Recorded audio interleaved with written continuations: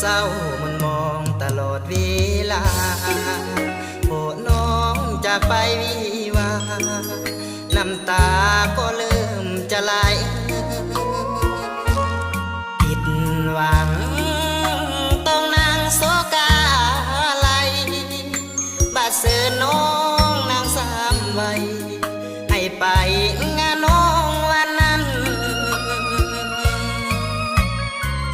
เป็นแขกในงานเมื่อวันมงคลขอบใจ